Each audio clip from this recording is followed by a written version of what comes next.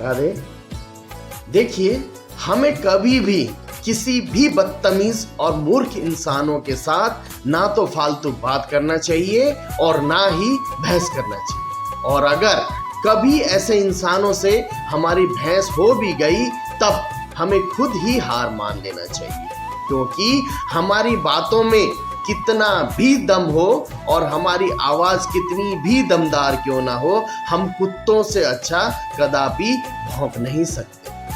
हम में से कोई भी कमजोर नहीं होता, परंतु कभी कभार हमारी मजबूरियां हमें कमजोर बना देती हैं और जिसका फायदा घटिया लोग उठाकर अपने आप को शेर समझने लग जाते हैं।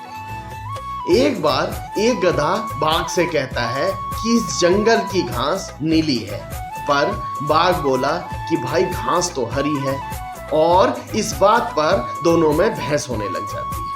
तब दोनों ने फैसला लिया कि भाई जंगल के राजा शेर के पास चलते हैं, वही बताएगा कि जंगल का घास नीला है या हरा है।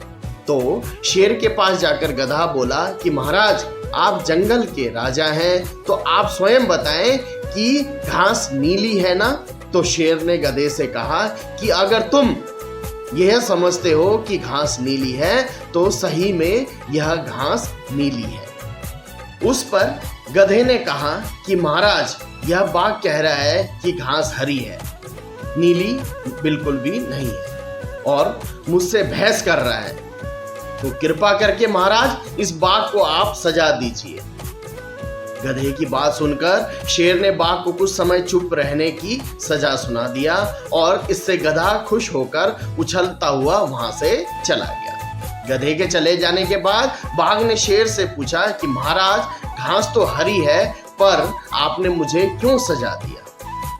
तब शेर बाघ से बोला कि देखो, यह सवाल नहीं कि घास हरी है या नीली, यह हम सबको मालूम है कि घास तो हरी ही है, परंतु आपको सजा इसलिए मिली है कि आप जैसे महान जानवर ने अपना समय गधे के साथ बहस करने में बर्बाद किया। तो प्यारे, हमें हमेशा याद रखना है कि मूर्खों के साथ कभी भी बहस नहीं करना, क्योंकि ऐसे लोग सत्य और वास्तविकता की परवाह नहीं करते, बल्कि केवल अपने विश्वास और भ्रम की जीत की परवाह करते हैं। जय